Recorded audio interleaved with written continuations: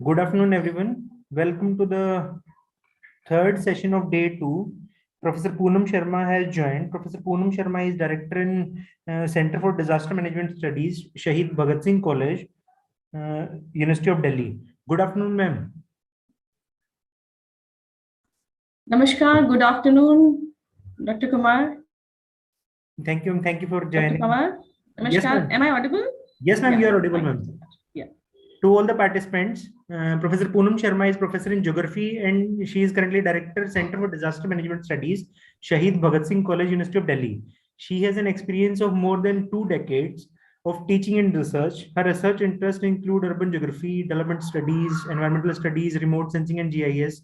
She has published work in national and international journals of repute. She has 3 books to her credit, which includes one authored book titled Structure and Growth of Megacities and Inter-Industry Analysis, published by Concept Publishers, 2 edited books titled Sustainable Smart Cities, Challenges and Future Perspectives, Geospatial Technology and Smart Cities, published by Springer in 2017 and 2021 respectively.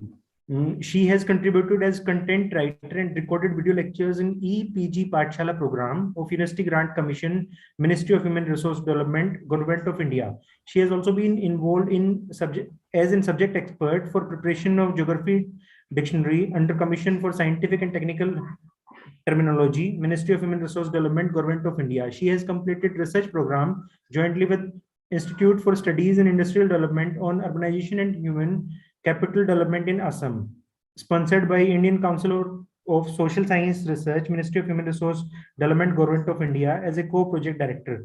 She has been invited to deliver lectures as subject expert at various institutes and universities across India and internationally. She has organized national international conferences, faculty development program as convener and co-convener. She has been awarded with Meritorious Teacher Award 2017-18 by Department of Higher Education, Government of Delhi. Ma'am is currently organizing one more conference in upcoming time on disaster management issues.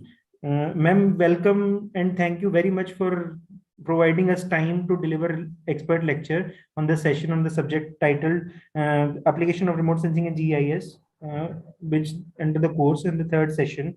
Ma'am will be delivering on application of geospatial technologies in measuring the impact of built-up areas on environmental sustainability in urban areas. Ma'am, thank you, ma'am. Welcome to you, ma'am. Over to you, ma'am. Thank you, Dr. Pawar, and I congratulate your efforts and your team's efforts, your institution, for continuously organizing 2 programs, 2 faculty development programs. That's really commendable, and I understand, in the current partially open, partial lockdowns and different lockdowns, we the academicians, this is, we are continuously, we'll say we are continuing, we are fighting with the whatever situation, and we are continuing the teaching and the learning process absolutely on. So in that line, I think it is a commendable contribution that your organization is doing. Thank you. A warm welcome to all the participants. Thank you so much. A warm welcome to all the participants. I'm sure you're having wonderful sessions. In this regard, let me just try to share my screen. Okay. And thank you, Dr. Pawar, for sharing the information that Center for Disaster Management is organizing an international conference in the month of April. And I invite all the participants to join if it is of interest to you.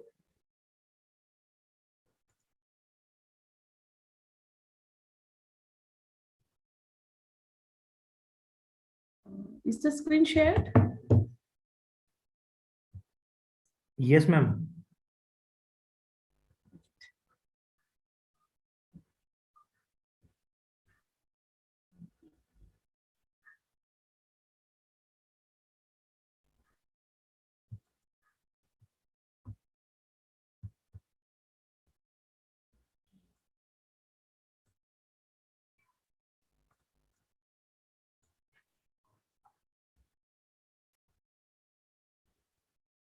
All right. So participants, I would be discussing on the application of geospatial technology in measuring the impact of built-up areas on the environmental sustainability of urban areas.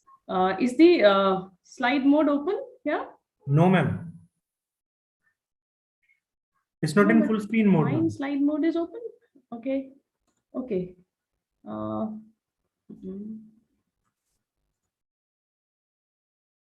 Now? Yes, ma'am. Now it's there. Now it's there. Okay. Yes, ma'am. So this particular study is mainly for urban areas, but definitely as far as the environmental sustainability is concerned, I feel that is of interest, and that is the current requirement for all the areas, whether it is urban areas or it is rural areas or it is peri-urban areas, right? But particularly, in urban areas, it becomes all the more of concern as in the process of our development, the direction of our development that is leading to the massive built up in our complete developmental process, whether it is the enhancement of the residential areas or the commercial areas or the industrial areas, or to that matter, the development per se, when we say it is moving more towards the built up or the construction areas. At the same time, I would say it does not mean should we, this is always a matter of a great discussion. So what is the right path of development? But yes, development has to be there. The built up areas will increase. The economies, every country want, the commercial and industrial areas. Every country, every society want that the GDP should increase at a particular rate of growth. So that has to go hand in hand. We just have to devise the ways towards it. Sorry.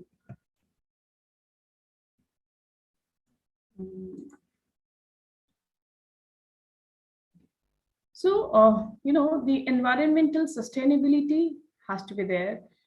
The economic aspect has to be, absolutely imbibed in the complete process and the society as well. So when we talk of the overall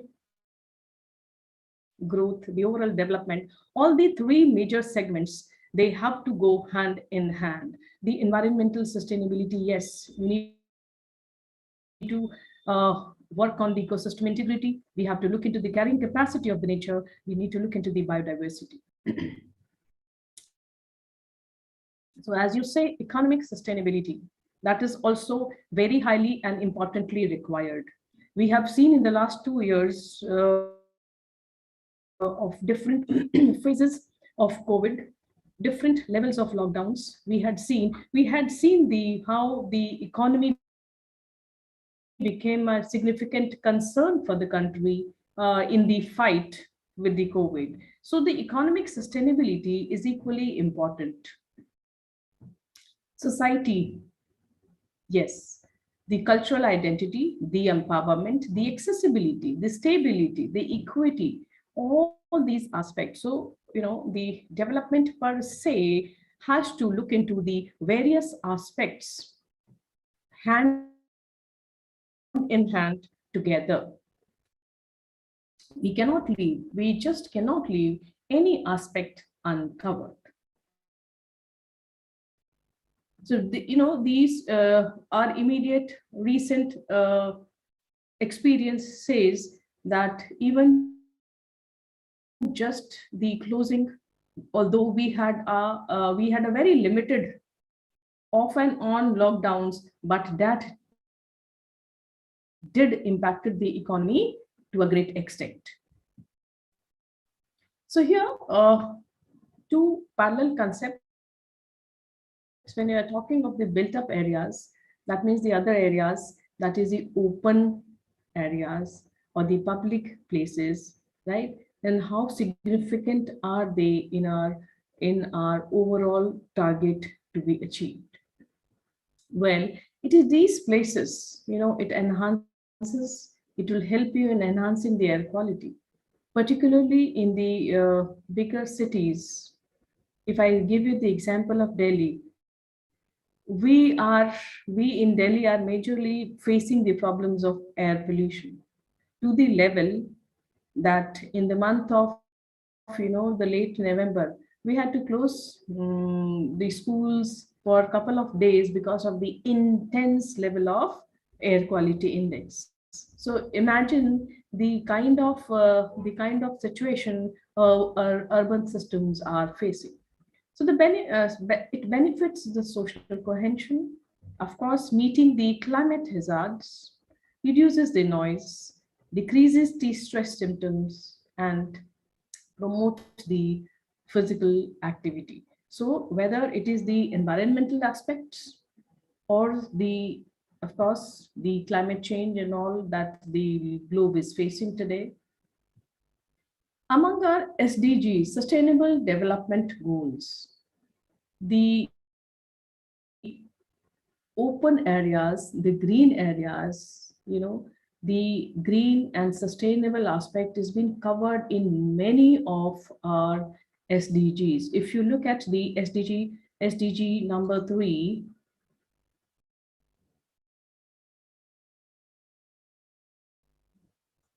SDG number 3, just a minute, give me a minute, I'm just trying to.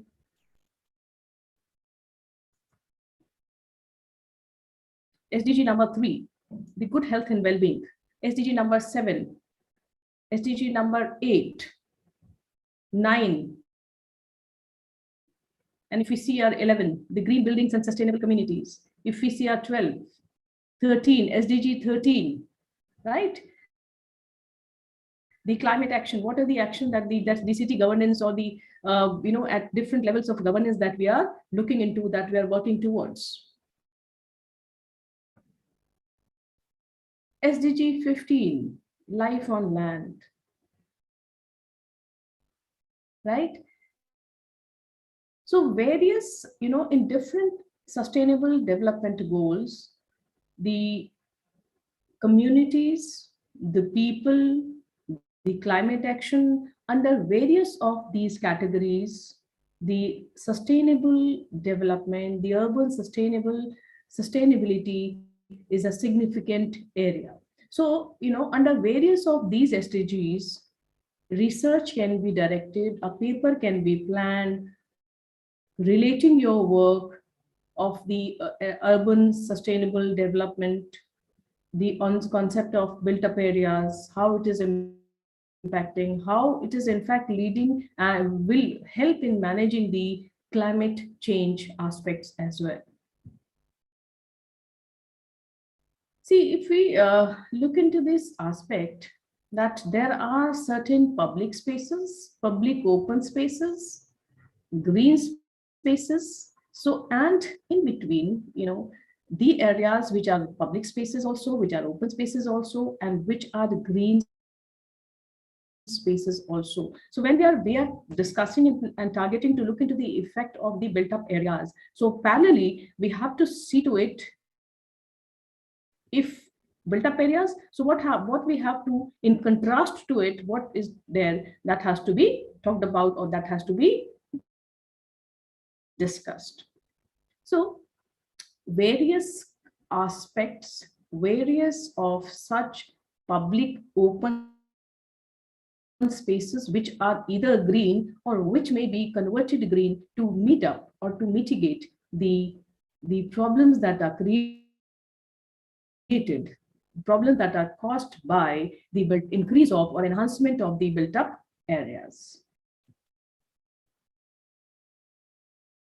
I'll be discussing a few examples across the world, that how different innovative projects, how different innovative things that are happening, that have been experimented at by different countries or different societies. As we know that by 2050,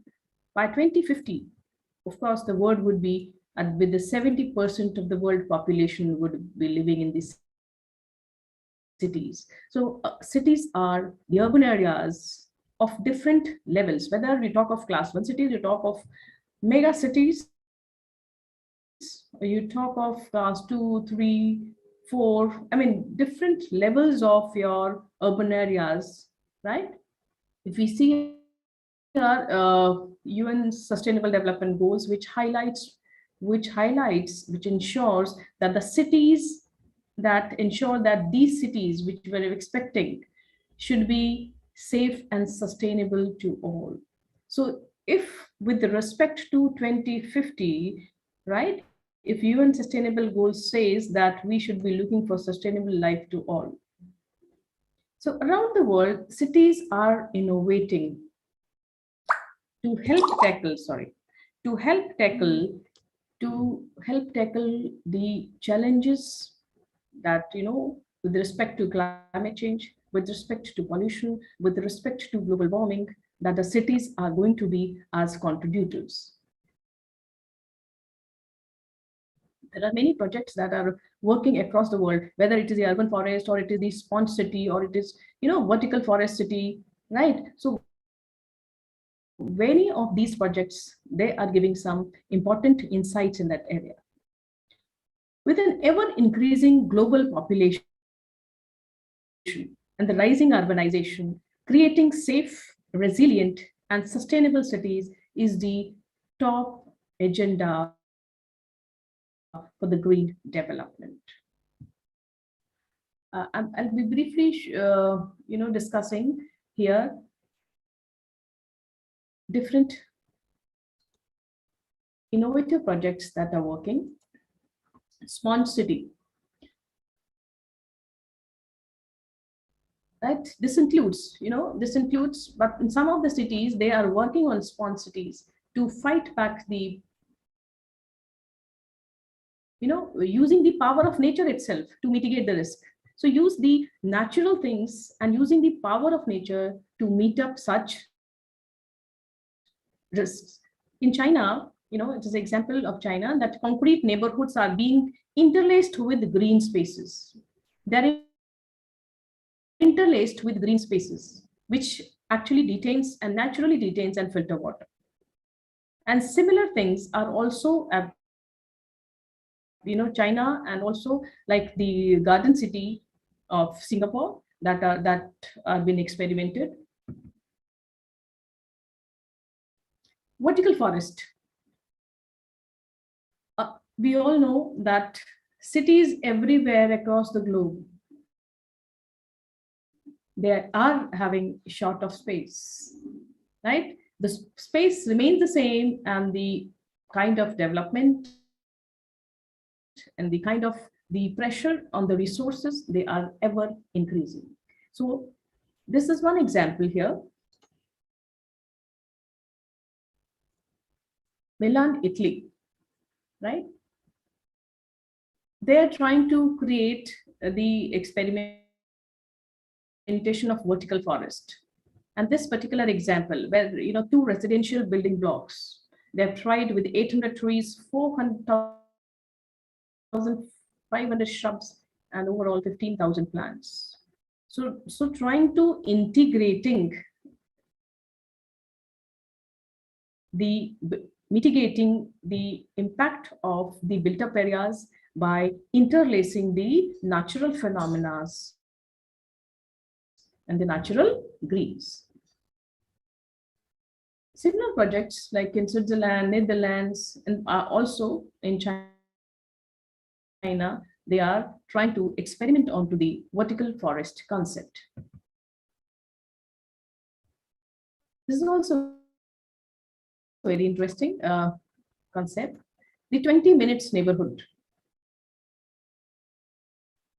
Imagine if everything of your requirement, your everyday life falls within 20 minutes, which seems almost not possible.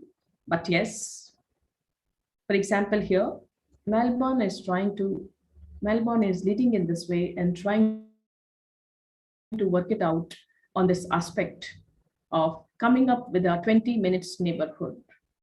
Of course, this will definitely enhance, this will definitely work towards minimizing the impact that is created by the fossil fuel consumption. One similar example in Paris also, that they're working for the 15 minutes city. Similar such project, that is the miniature urban forest. This is with the, with the reference to the small patches. Particularly, it is inspired by Japanese temples. A botanist found that the protected areas around any temples, shrines, etc., right, which may be converted into an area for native vegetation, right? So enhancing the resilience and diverse ecosystem. So such tiny forest, such tiny greens would help in mitigating the climate change. So in urban areas, densely growing, densely built up, densely populated, of course, lack of space, are continuously some or other kind of experiments are being done in different parts of the world. If we see that, the Western cities are, moving in a different league. No, across the world, the cities are facing similar kind of problems. This is also a very interesting thing that I found. Some regeneration projects, right? Particularly, one such experiment in Bangkok. So what they have done is they have used the old elevated railway line, which is now not in practice, not in use for the current railway requirement for that country. So what they did, they developed it into, they converted into the complete elevated railway line into some green patch or a green area, right?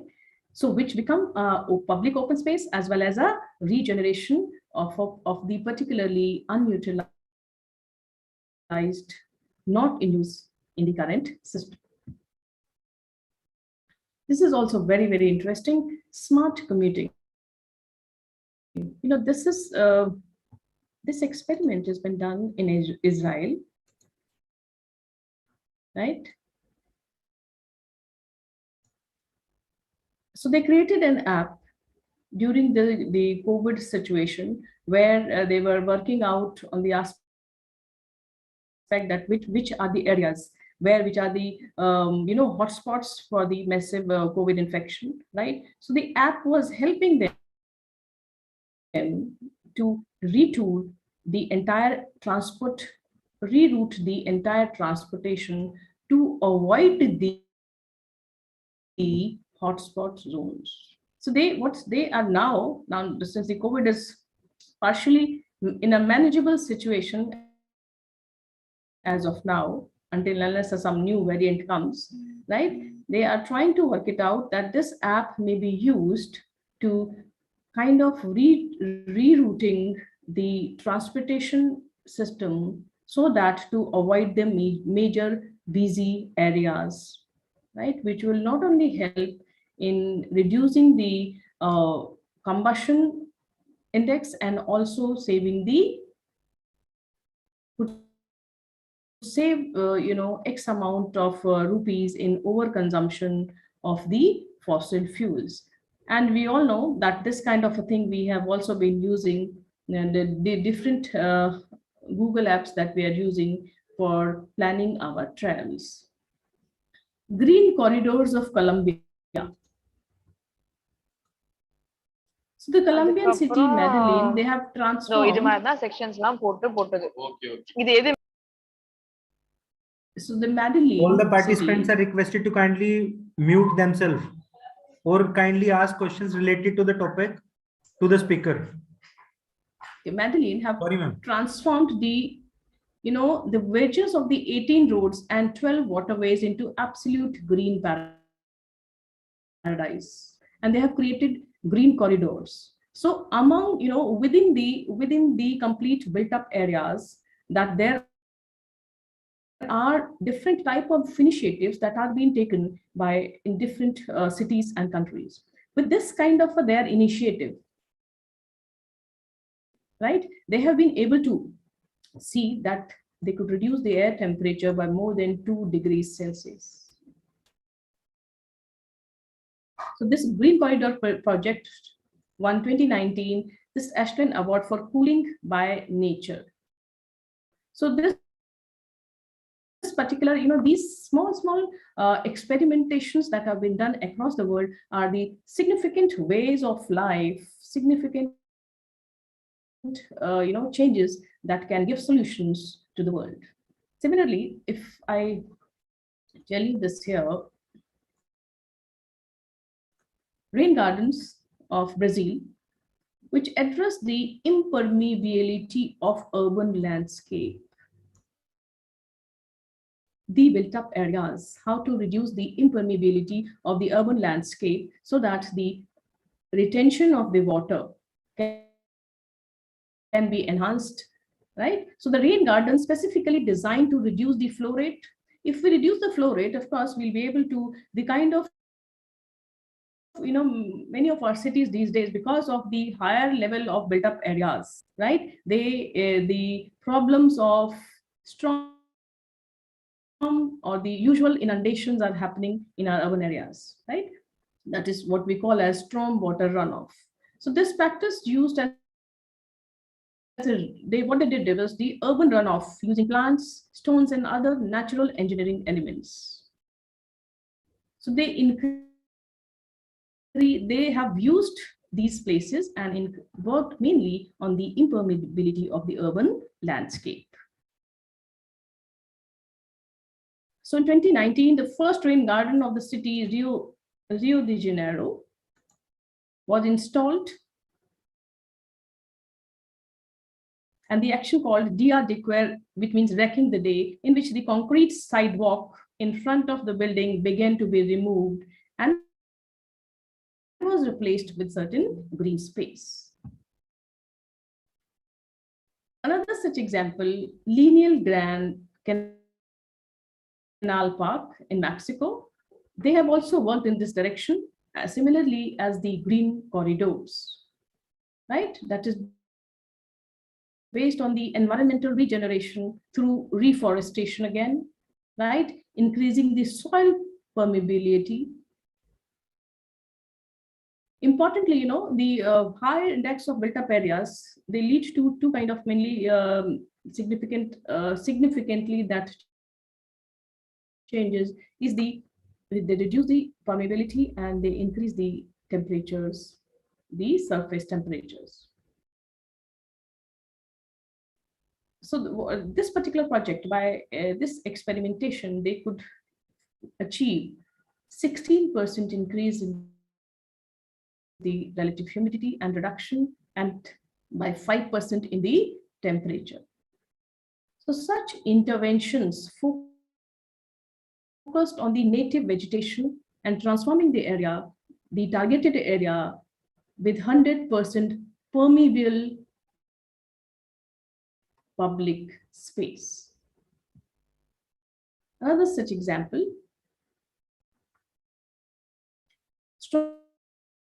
Stormwater Wetland Park. This is the study from China, right? Right in the middle of the city. They could,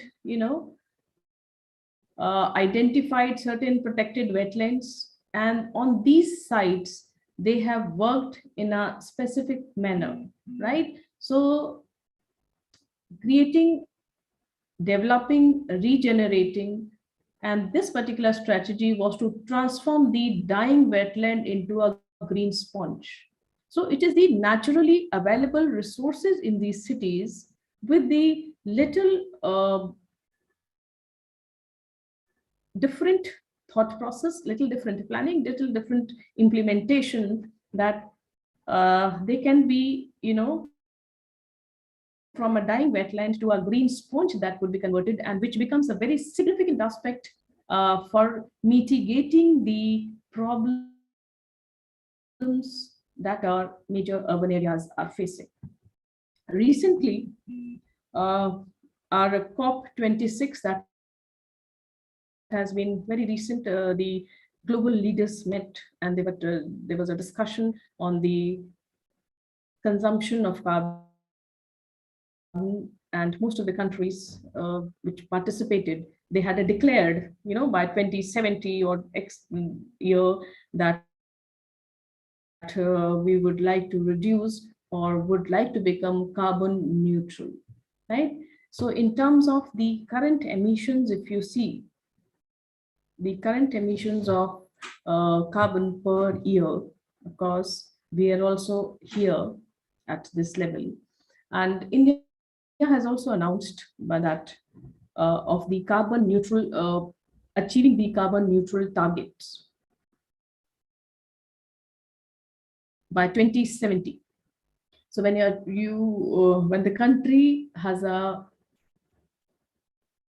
only India, various other countries, when they are working with the target of reaching to carbon neutral stages, let us see and let us hope the urban areas have a very significant role and a very major role in these particular kind of major global targets.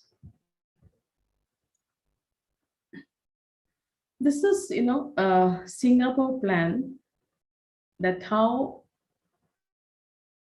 and in what direction are they working with the concept like green citizenry, right? Green commutes, and lot of other plans and policies that Singapore has been working, in spite of the fact with a very importantly, we can see the skyscrapers, we know, and we see the very high index of built up area, but still Singapore is working in this direction with a great zeal and various programs and policies. Okay, let me now take you to a case study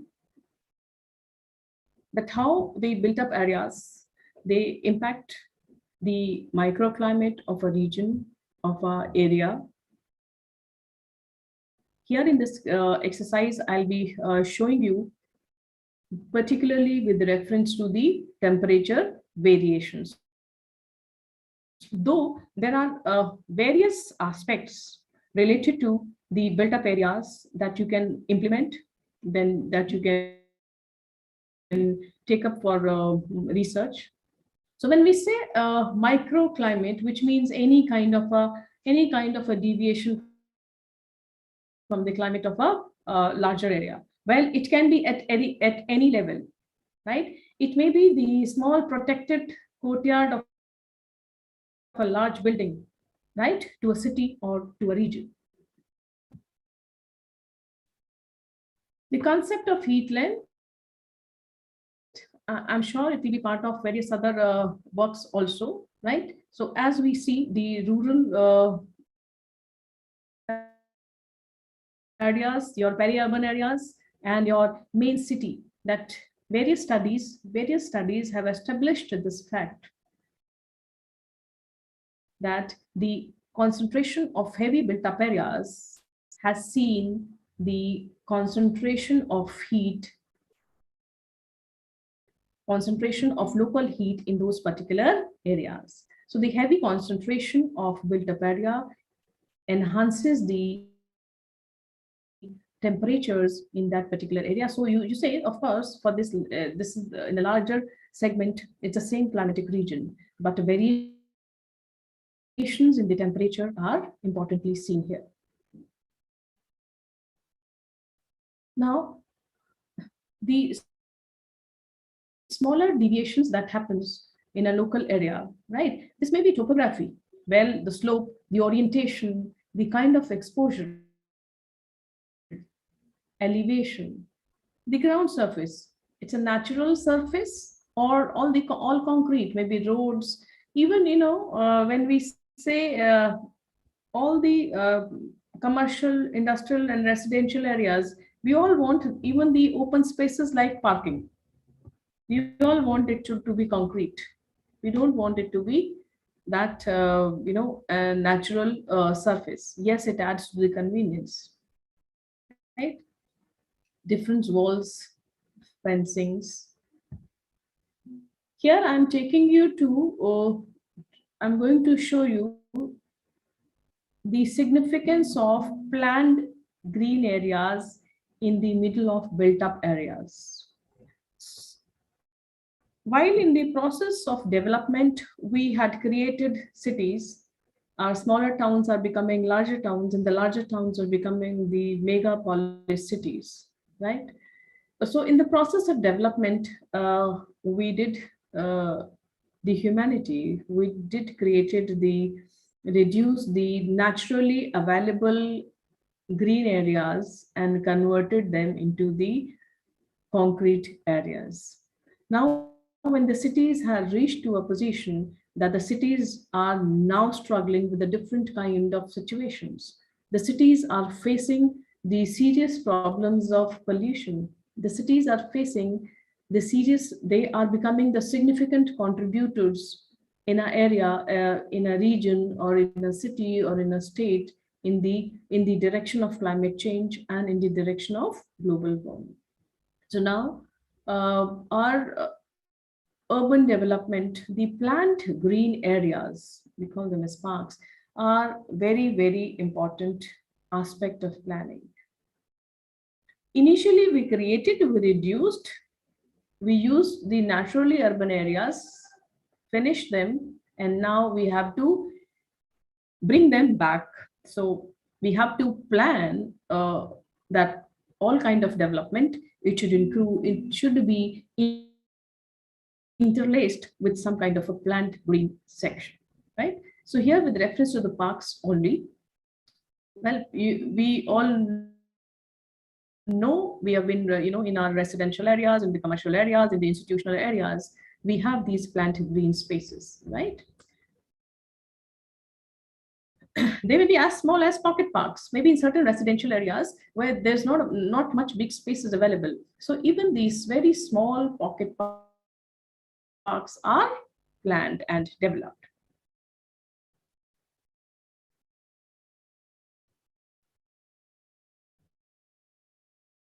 In the major urban systems, if you see that these parks, they remain the only places in terms of, you look of any kind of a species richness,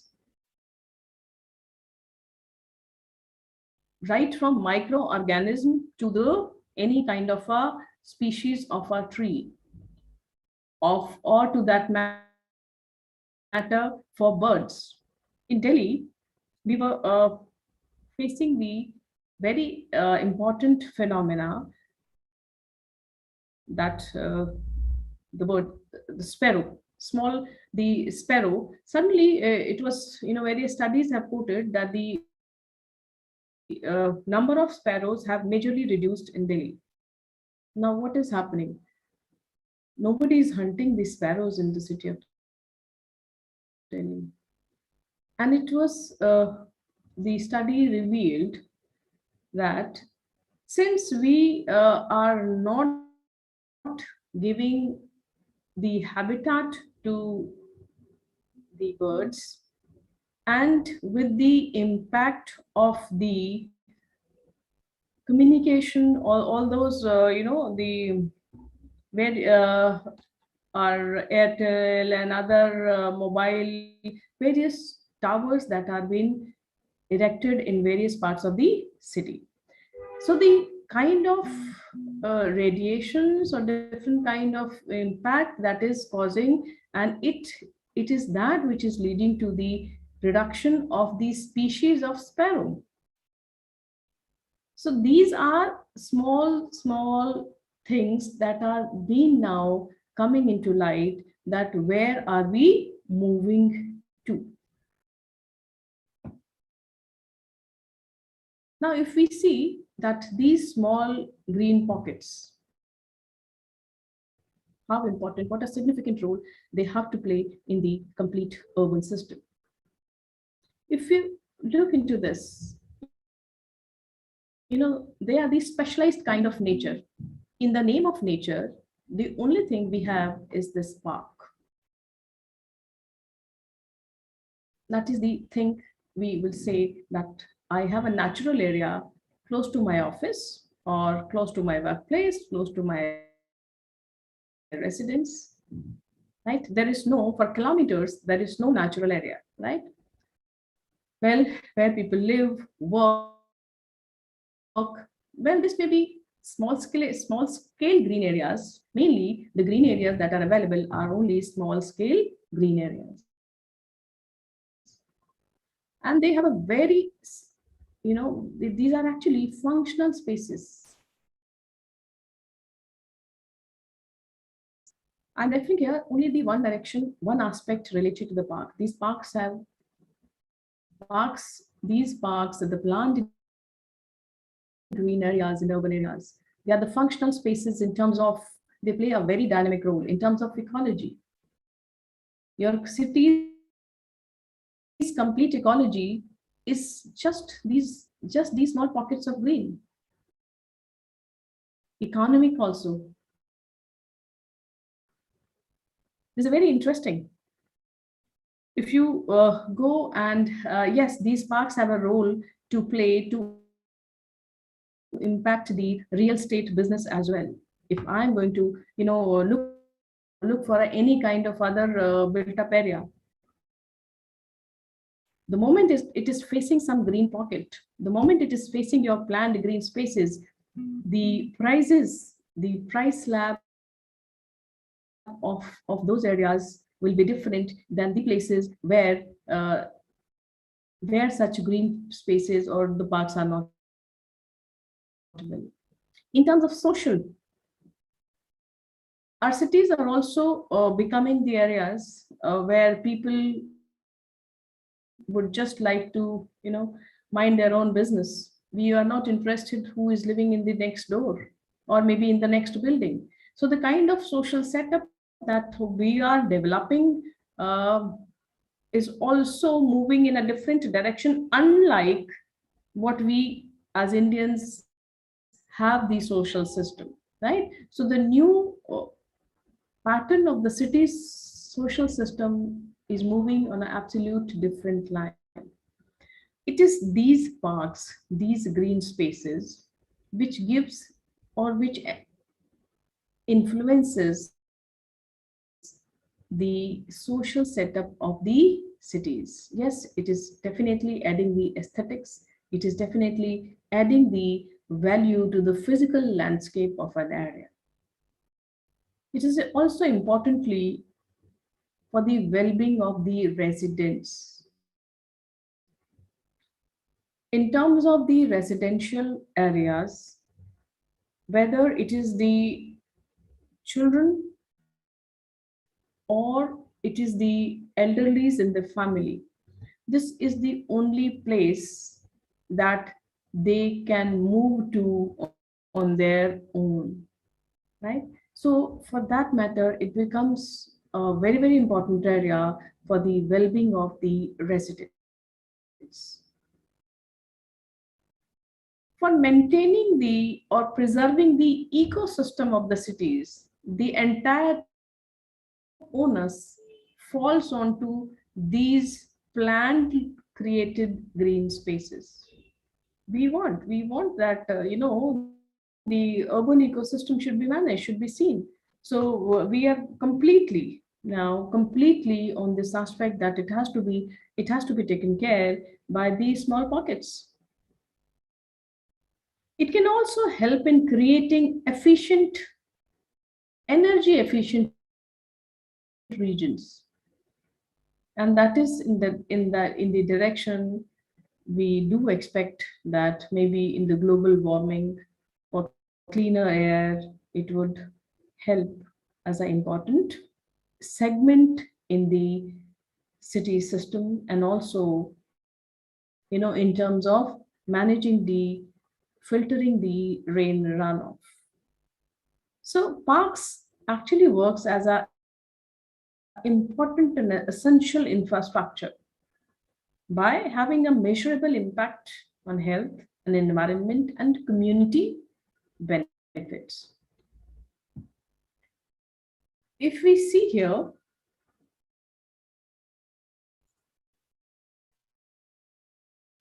we as citizens, we've been paying different kind of taxes and bills for whatever services the city civic bodies provides. We pay toll tax by crossing using the good, well-developed expressways, right? But at the same time, there are a lot of ecosystem services that the nature is providing we absolutely free, and we are not being paying any kind of taxes. Of course, if we see in terms that how these parks becomes an important service provider for the provisional services, whether it is the biomass, whether it is the fresh water, the soil, the air. Of course, they work as regulating, they do provide regulating services. Regulation of microclimate.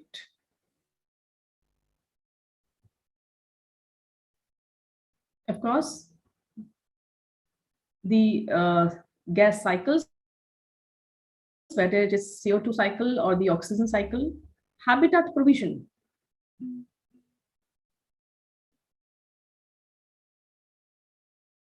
The only kind of habitat for the available in the densely built up cities is these parks.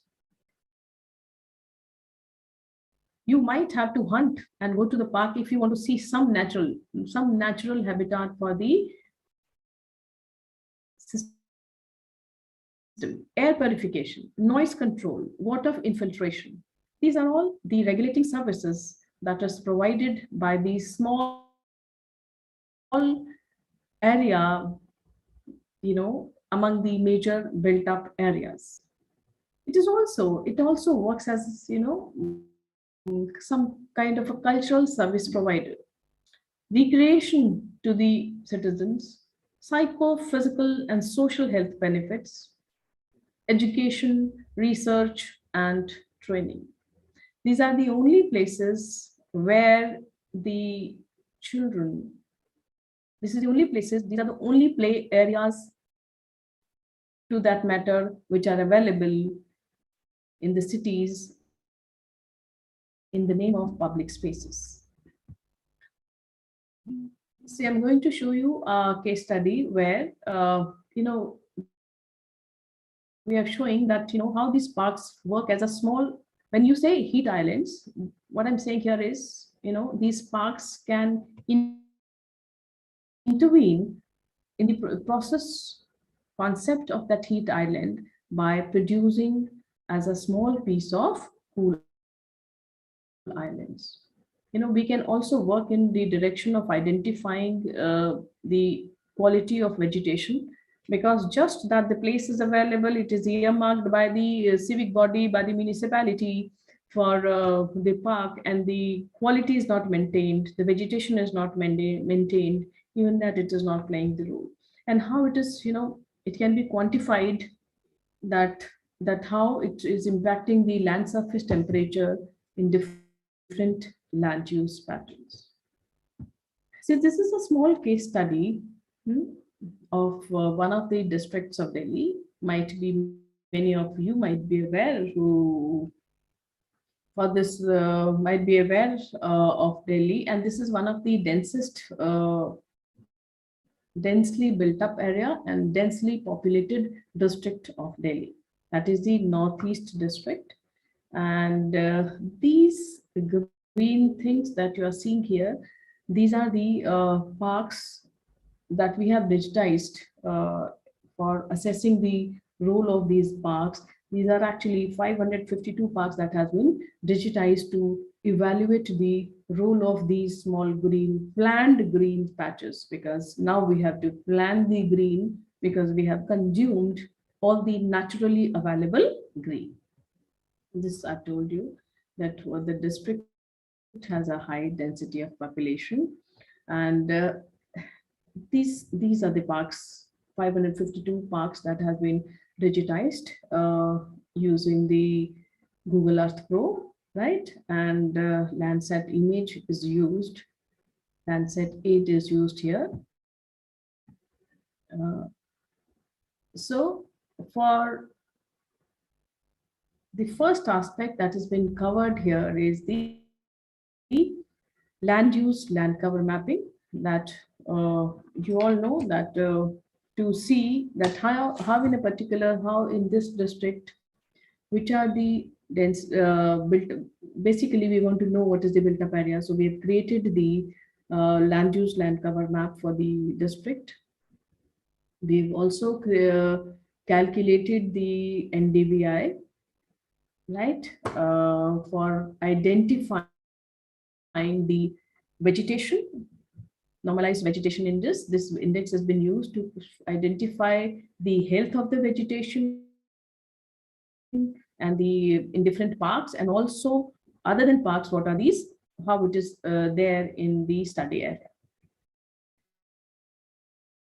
Land surface temperature is being calculated, and for land surface temperature, you know that the thermal bands for Landsat 8, right? If you would be using the band 10 and band 11, in fact, for that, and if you see the tutorial of Landsat, you would be easily able to find out, okay, the how to convert the reflectance and to calculate the land surface temperature using the thermal bands of Landsat. This is the formula, subsequent formula at 2-3 stages finally, and then we reached, it gives you in Kelvin, and then we have converted it into the degree Celsius. So from using the thermal bands of Landsat 8, land surface temperature has been calculated.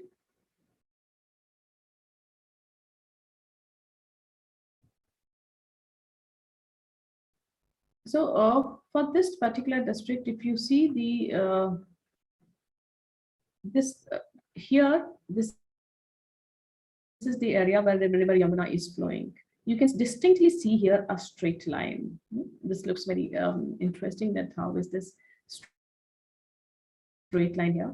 This entire is the complete built up area, right? In between you can see these are the, there are certain planned areas of development, right? And here majorly all you can see how thickly, densely populated. River Yamuna is flowing here. So this entire area, you can see this straight line. This is actually, what do we call it, as a Pushta Road, right? This entire area, this entire area is the just Yamuna catchment area, right? So what the green that you are saying, that in the non-monsoon season, this entire area is used for the farming purpose. So all this green is the farming purpose that it is used here, right? And maybe the dry sand areas in certain places. So mainly what I'll be focusing here, you would see, ignore this part, and we are targeting to show you here that how it is working out.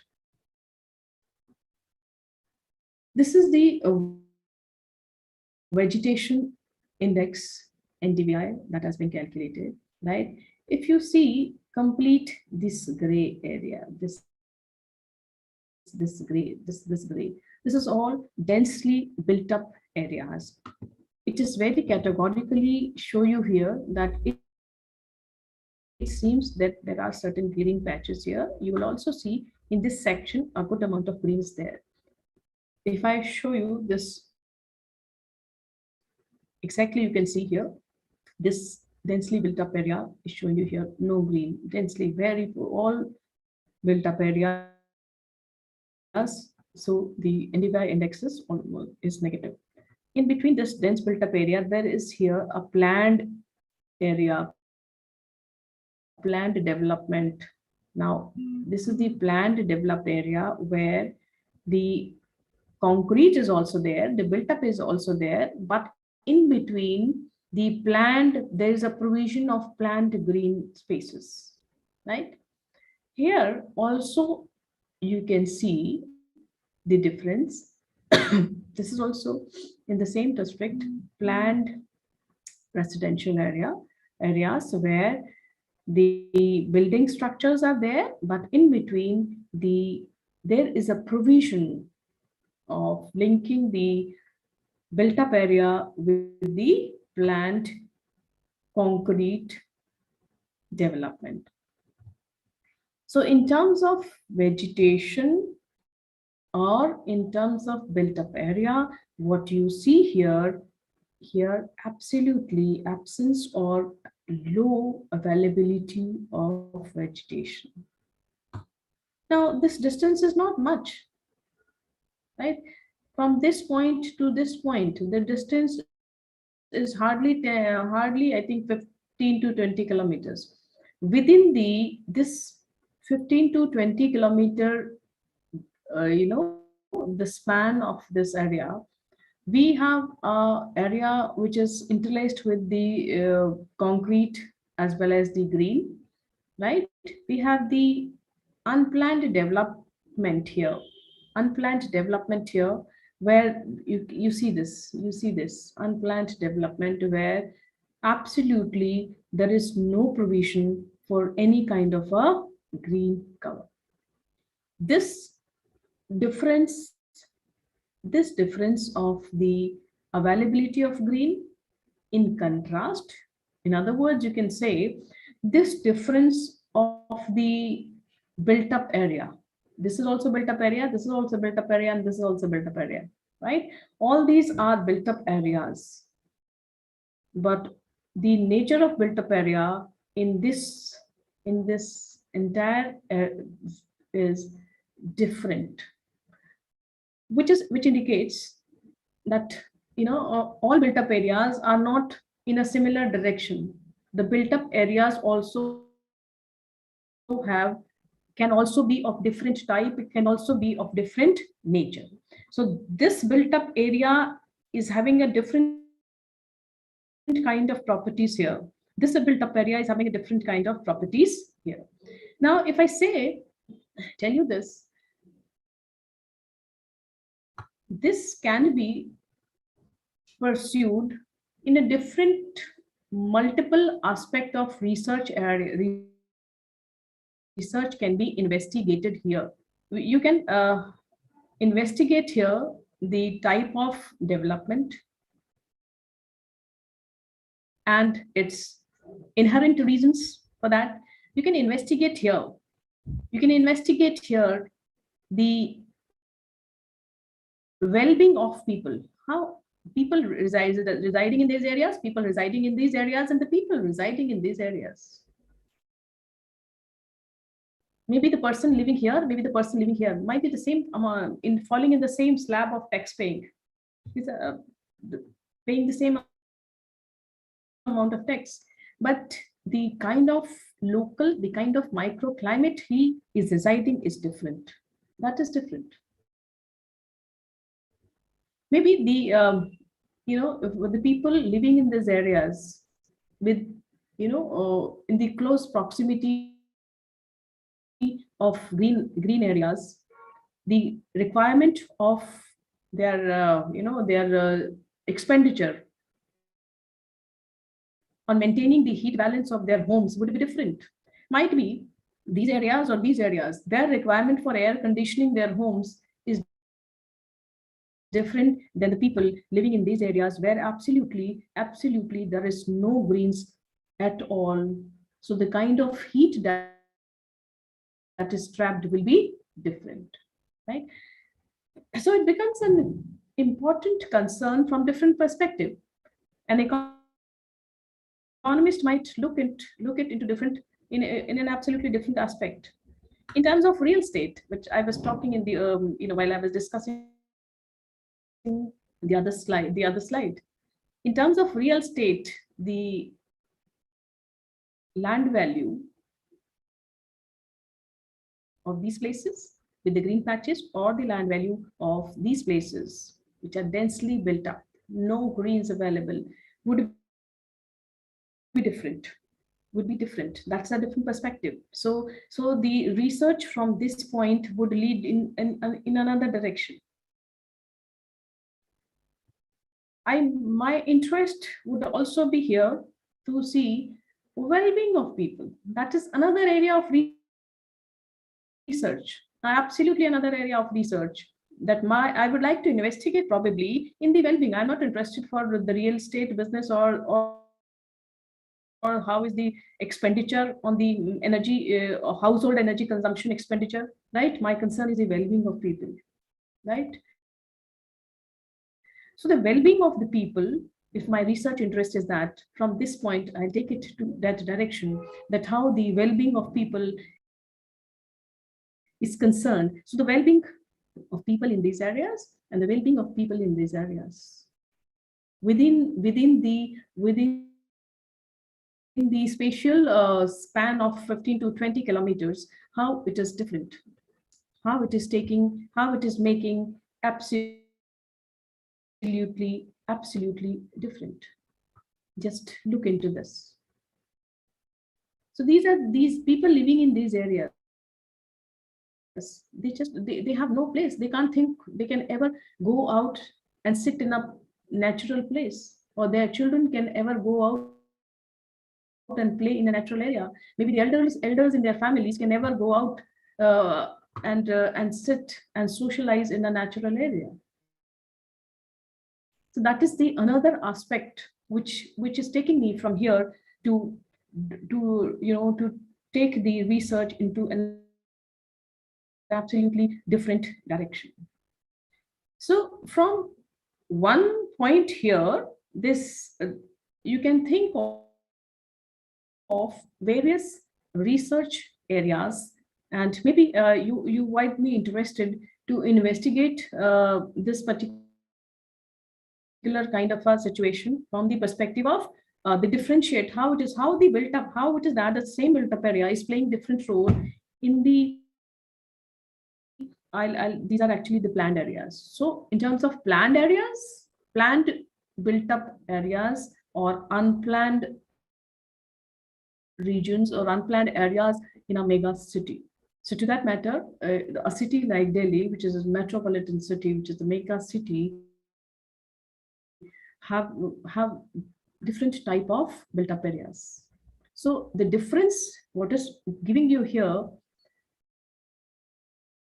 with respect to built up area in the planned zone and the built up area in the unplanned zone. That is another area of interest, another area of research that one can think of and one can work it out further. Similarly, you can also investigate here on picking up one of the SDGs, Sustainable Development Goals, right? Or for the climate action, for the well-being of the people, right? Picking up any SDG, UN Sustainable Development Goal, and directing your research into that direction, right? So NDVI is one of the tool, one of the indices that is helping you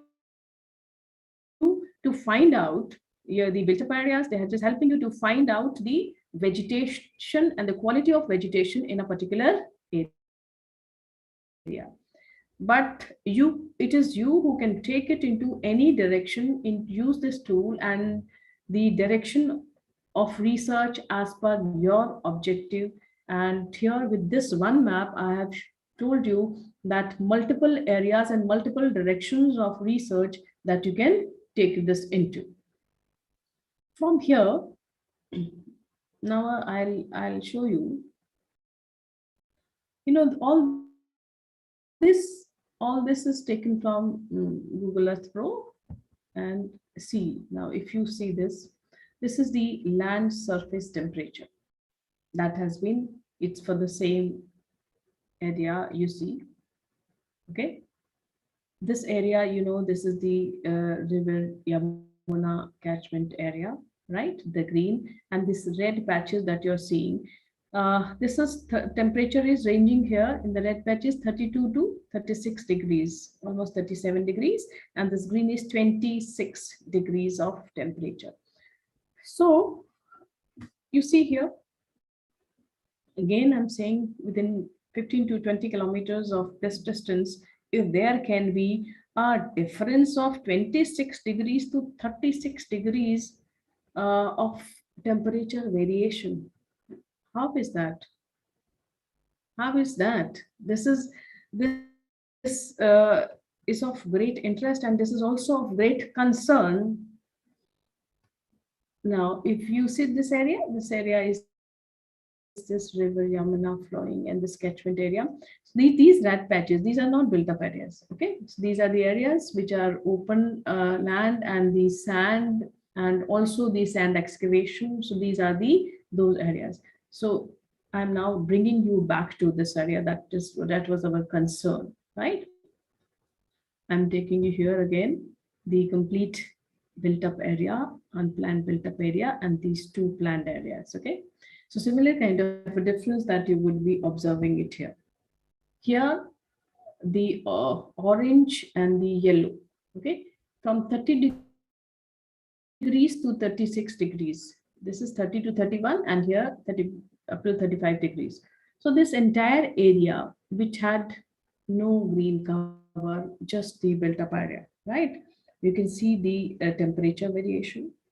In between the planned area that you saw, it is showing this small pocket, okay, with the lesser temperature, that is around 30, 31 degrees. In between there are green, that is 29 degrees, 29 to, this is 29 to 30 degrees Celsius of temperature. And this red is 30 to 36 degrees of temperature. In this small area, there is so much of variation of the temperature conditions.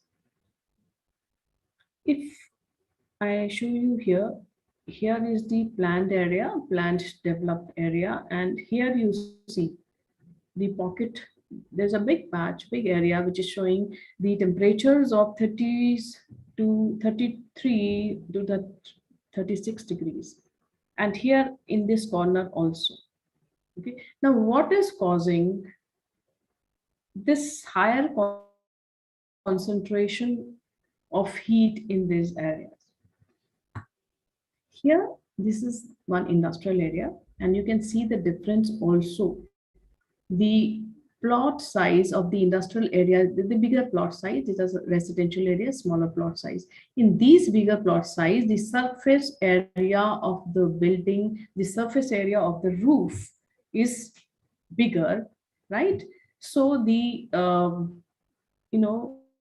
the concentration of heat is higher. And since it's an industrial area and there is no availability of interleaved green spaces, so the heat trap is higher in these areas. So you can see the concentration of higher temperatures in this particular areas. Similarly, this here also is the industrial area, and in the industrial areas the plots are of bigger size, so therefore, and if there are no provisions of green, right, the concentration of heat is higher. Okay, here you can see there's no, yes, it is 31 to 32 degrees of temperature, but since it's a residential area, smaller house, smaller plot size, so the concentration of heat is, yes, it is there as compared to this one, right, but not as the industrial areas. So therefore, what it is directly indicating to me, it is directly indicating to me that why, and it is important that in these industrial areas, the buildings, whatever size, yes, in the industrial areas, we need some standard of the basic size of the buildings.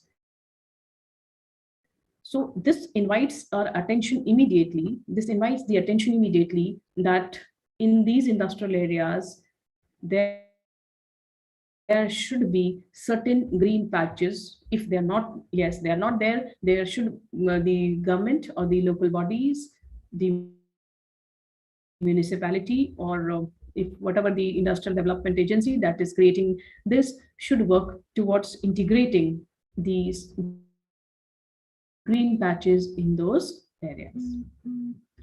Now, importantly, you see here this yellow and in between this green.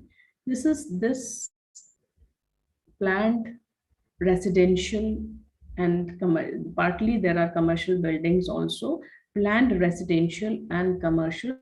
So you can see the buildings and in between you can see of green patches, the planned green patches called, I mean, we name them as parks of different sizes. So the proximity of the concrete area with the green is, see how, what a distance. This is not even, 2-3 kilometers. See the difference of temperature. See the difference of temperature in this area. See the difference of temperature in this area, right? So the built up areas are playing very, very significant role. So when, as a layman, I'm going and hunting maybe office space for myself, or maybe I'm looking for the residential space for myself. I, as a layman, might not be knowing that where and what and how temperature conditions are varying. But yes, as a layman, I can see this. I can see this. I can see this is also within the 10-kilometer area. I have these two different areas. I have these two different areas. But yes, as planners, but yes, as the experts, we do understand this. We do understand this, that in what direction it is moving. So little, extra efforts by the city governance, by the civic bodies, makes a lot of difference to the urban sustainability. Here, the mean NDVI and the mean LST, the vegetation index and the LST. If yes, we see the correlation. This is negatively very high correlation, minus 0.08. That means if the vegetation index increases, as the vegetation index will increase, the temperatures will decline. So NDVI and LST are inversely related to each other. There are so many other aspects also that can be incorporated for LST and NDVI studies, right? But here they are inversely related to each other, which means more the good quality of the healthy vegetation, it would be leading to reducing the temperatures in the surrounding areas. See the study that was done on 552 parks, right? These were the various NDVI ranges, right? And the number of parks. This table is taking you to another role of civic bodies. Number of parks and the percentage of parks, and if they take you here, 63% of the parks, the vegetation condition is poor. And only around 6% of the parks, the vegetation condition is good. So when we're saying that the vegetation is playing a significant role in the temperature variations in the local area, okay? Now, we have an absolute different scenario here. Only 6% of the parks have a good vegetation, healthy vegetation. Imagine, even if 30 to 40, 50% parks would have a good vegetation, then the impact that it will have in the surrounding areas, in the proximity areas, would be much, much higher. So here comes the role of civic bodies, the municipalities, the who are managing those parks. While the development happen, the buildings are created, then the spaces for the parks are identified and earmarked, right? And the municipality, the local civic bodies are responsible for the management of the vegetation in those parks. So the role of civic bodies becomes very, very significant here, that just with the 6% of good vegetation, we are having that much of impact. We can see that much of distinct impact in the temperature conditions. So had, this been a different situation, that 50-60% of parks would have a healthy vegetation. So the contrast and the difference in the temperature would have been much, much higher. So this is another area of research identified in this table. And the area of research is role of municipalities and role of local civic bodies in the sustainable environmental development of the cities. So you can just pick up another area of research that is a concern here, that from the larger map, I'll take you back to the previous slide. This is the map. Okay, from the larger map, this much area is cut to show you. Okay, this much area of the map is cut to show you here. And the parks, this all was unplanned residential area. This is one planned residential area here, and this a residential come commercial. This is another one, right?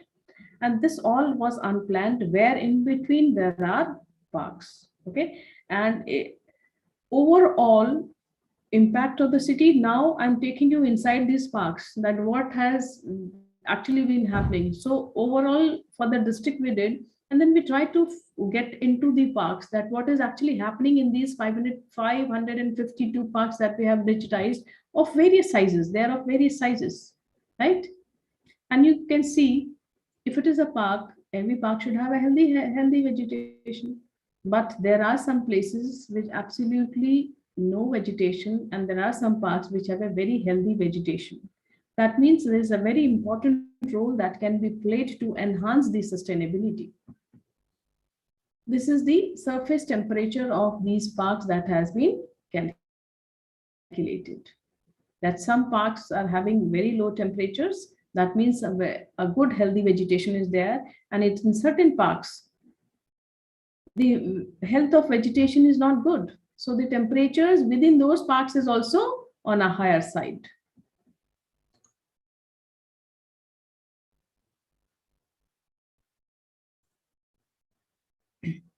For these parks, we had also put certain range of the LST, and you see in many of the parks, the temperature was ranging between this range.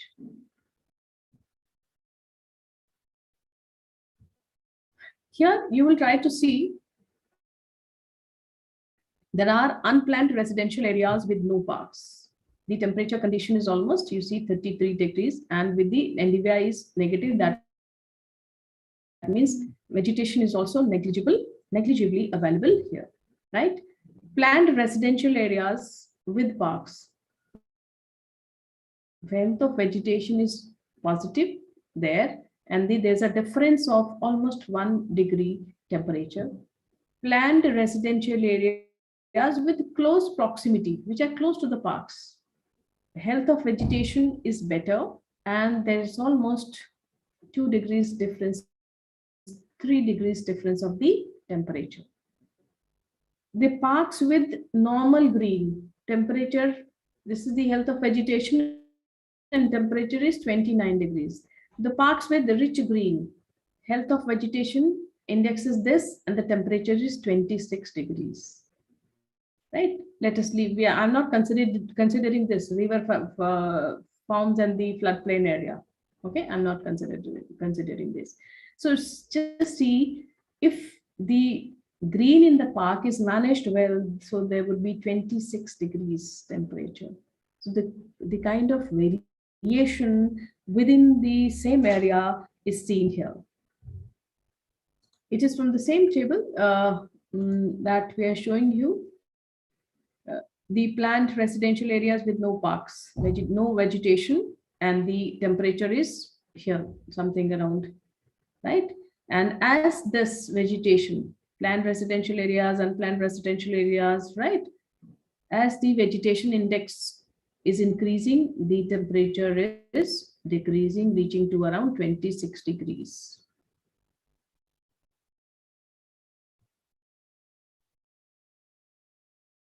This is the unplanned residential areas where NDVI negative and the temperature conditions.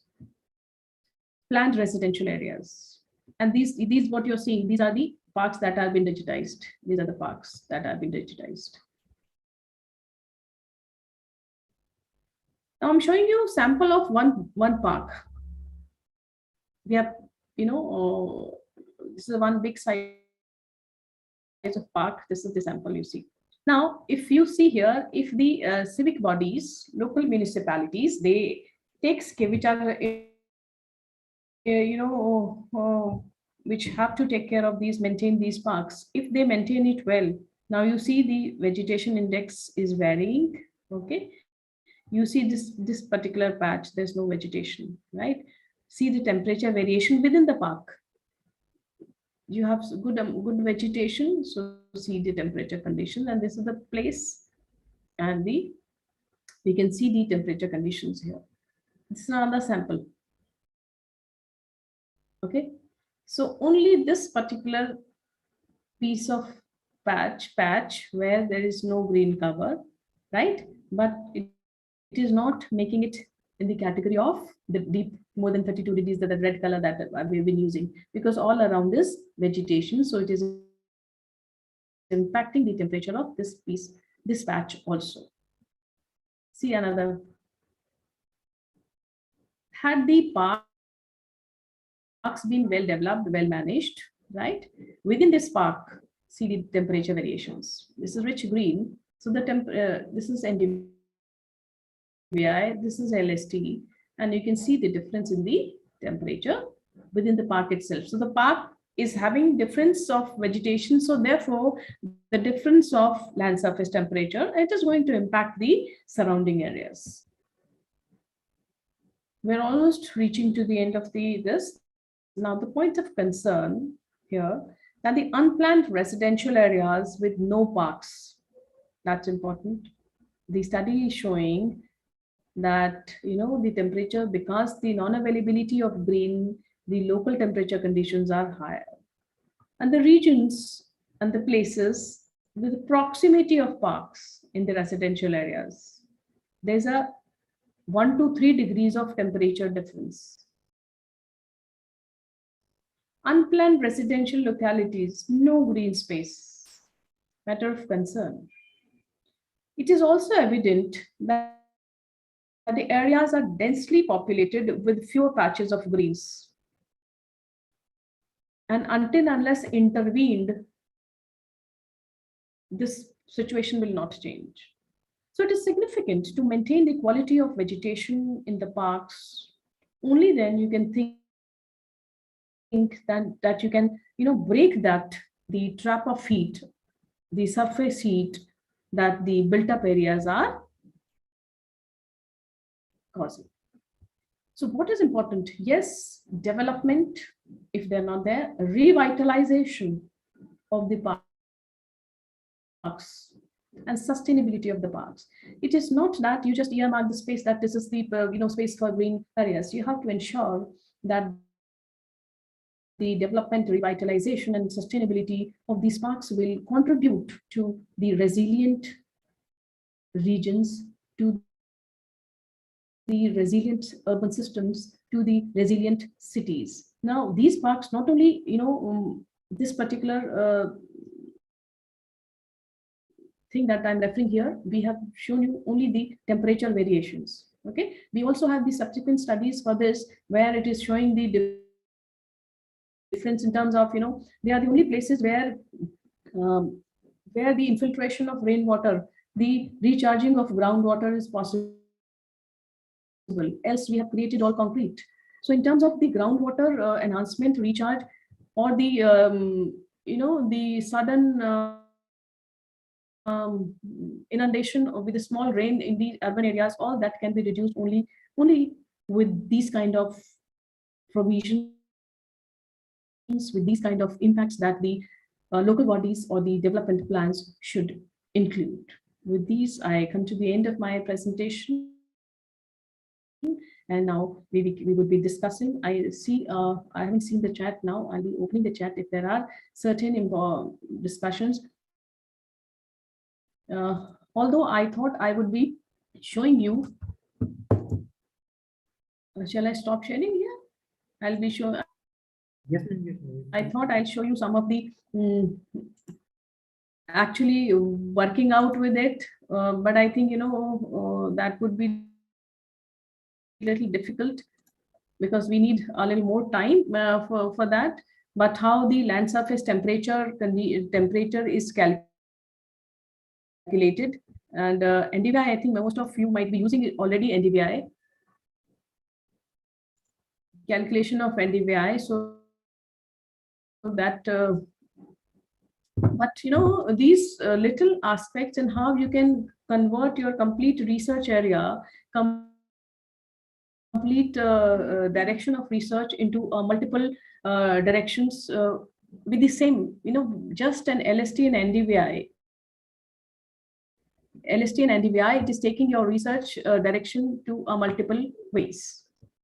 Yeah, now we are open for the discussion.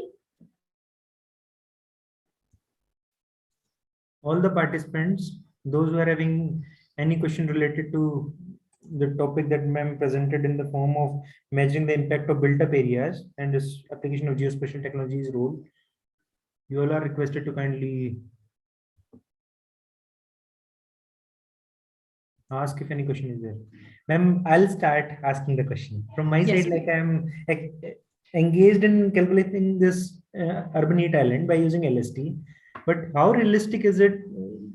How, like, how much closer this LST remains to the reality? Yeah. Yes, since we know that these are the data for the surface temperature, right? This is very easily available for all centers, right? The complete meteorological data is available, right?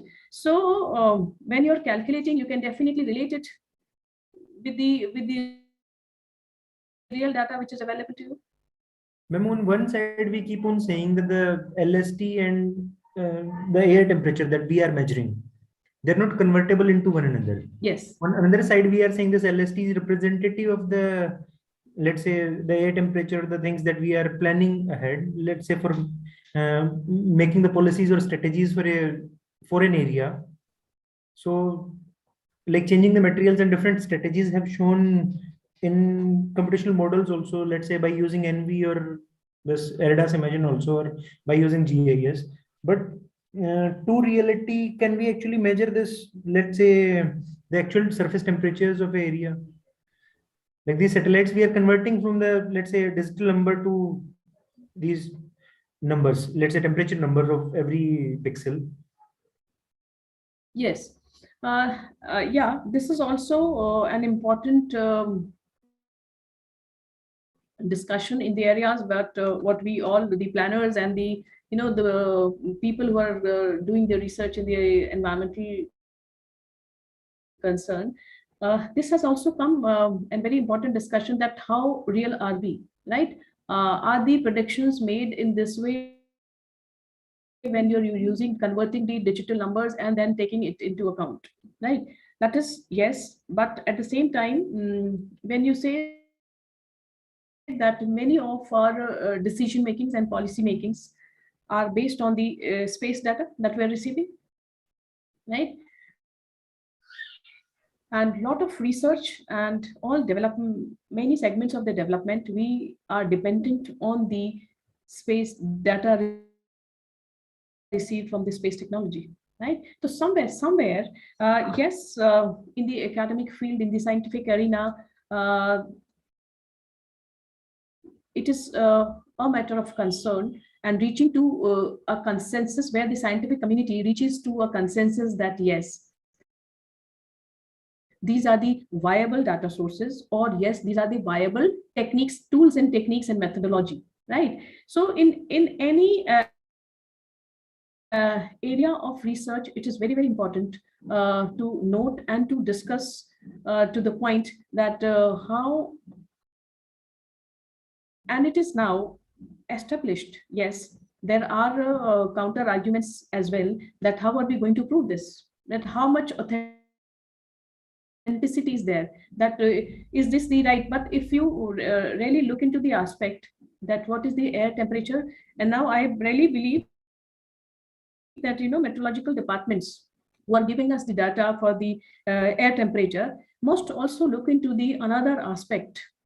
In fact, we had recently one a webinar on the meteorological with the meteorological department, and this was also an important discussion that a lot of researchers in this area are facing this kind of a dilemma or discussion, that how authentic it is. That is definitely there. Okay, there's one question that I'm reading. While digitizing plant cover area, yes, very interesting question. One is that you are overall interested for the area of the green area. The another interest is the individual species of the plant, right? So the individual species of the plant have a different role. There are different categories of the plant. There are different species of the plant, and the different species of the plant play a different role. So when you are doing this kind of research, the research may definitely further be enhanced, further be more probed with the reference to the species, what is the role of the particular species in that particular area. Yes, when we say, when you say that we know that the peepal tree, right, the release of oxygen by the peepal tree is highest as compared to the other plant species, right? So of course, if these kind of, so similarly, the each category of each species of the plant has a different role. So this would definitely be considered as an input when such research are taken on a policy level, where the policy decisions has to be taken care of.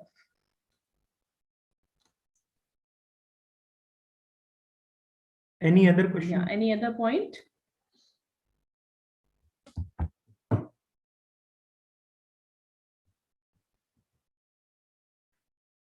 And ma'am, more on that, the digital numbers that we are capturing, Yeah, all these digital numbers are like taking care of these individual species also, because the type of, let's say, yes, individual cover species that also, there are further tools, by using the further tools into account, you can definitely go into the much detailed study of the individual species and the role of individual species.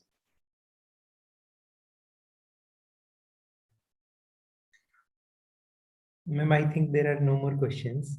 Thank you very much, ma'am. It's always been like, I feel my pleasure, and I feel like related to the things that you explain in the manner, it remains always grounded. The type of research that you explain remains very high level, but the way you explain makes it very grounded into the level of the participants understanding, and we are able to understand it in a much better way, because the type of things that you produce in the form of how we actually calculate the LST and all these things. Thank you very much for explaining in the manner. Ma'am, there is one more question. There is one more observation here. Yes, EVI is better than NDVI. it is, some people are now also using EVI, and further additional indices also for maintaining, for for enhancing or strengthening the indices, right? It depends. Yeah, EVI is also there, right?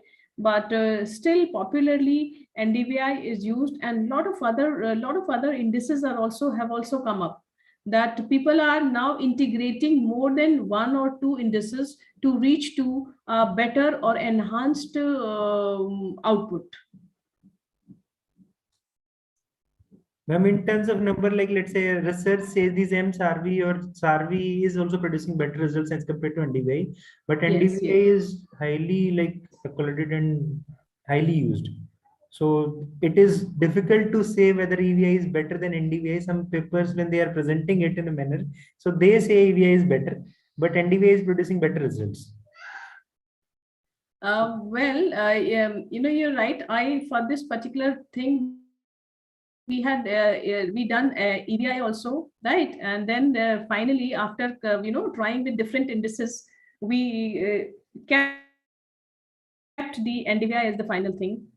It depends, which area you're working. But for our area, NDVI was giving us better results than EVI. And there are so many other tools as well. There's so many other. If you look into the various research papers, you will find researchers, various new index people are developing indices, and people are making combination of indices also, combination of indices and developing new indices as well.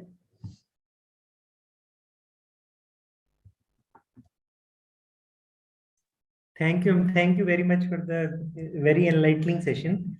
Thank you, ma'am. And would like to hear you very soon in the physical world. Thank you.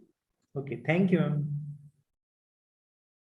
To all the participants, thank you very much for remaining very patient and listening to all the speakers of the day.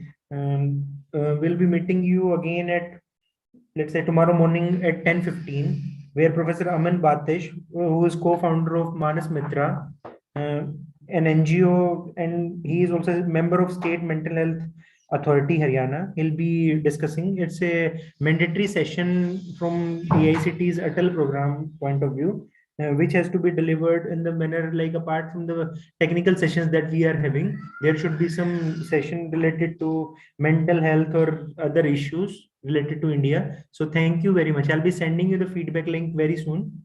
Let's say within 5 or 10 minutes. Kindly fill that feedback form with the help with your ID also, participant ID also. So thank you very much.